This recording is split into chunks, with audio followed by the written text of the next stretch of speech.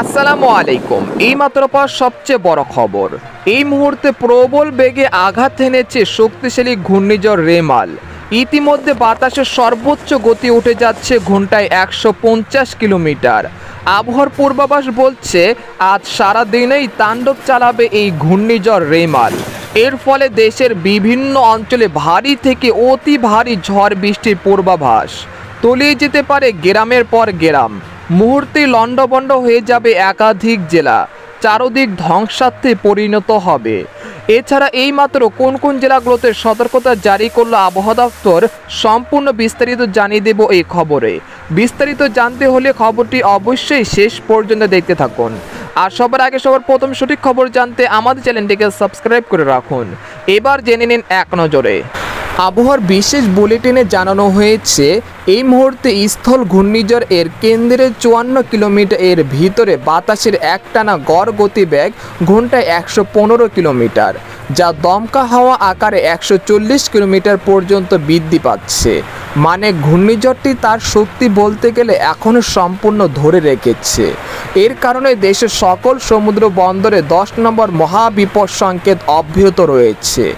এদিকে বর্তমানে ঘূর্ণিঝড় এর সেন্টার খুব ধীর গতিতে এগোনোর কারণে দীর্ঘ সময় ধরে এই সকল স্থানে ঝড় হতে পারে।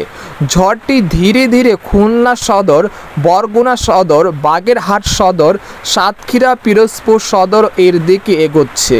পরবর্তীতে এটি নড়াইল, যশোর, গোপালগঞ্জ, মাদারীপুর, ফরিদপুর, মাগুরা, ঝিনাইদহ ও এর পার্শ্ববর্তী এলাকায় আঘাত করতে পারে ও ফেনী পর্যন্ত সমগ্র উপকূলীয় এলাকায় বেশ প্রভাব করতে পারে। এদিকে সাতক্ষীরা, কলকাতা, 24 পরগনা, খুলনা, পিরোজপুর, বরগুনা, বাগেরহাট, ভোলা, পটুয়াখালী, ঝালকাঠি, বরিশাল, যশোর, ঝিনাইদহ, নড়াইল, গোপালগঞ্জ ও এর পার্শ্ববর্তী এলাকায় প্রচণ্ড ঝড় হচ্ছে, যা আরও 8 থেকে 12 ঘন্টা স্থায়ী হতে পারে এবং উপকূলীয় এলাকায় অলরেডি প্লাবিত হয়েছে। এদিকে ঘূর্ণিঝড় রেমাল এর প্রভাবে রাজশাহী, রংপুর, ময়মনসিংহ, ঢাকা, খুলনা, বরিশাল, চট্টগ্রাম ও সিলেট বিভাগে দমকা বা ঝড়ো হাওয়া সহ অতি ভারী বৃষ্টি অব্যাহত থাকতে পারে 28শে মে সকাল পর্যন্ত।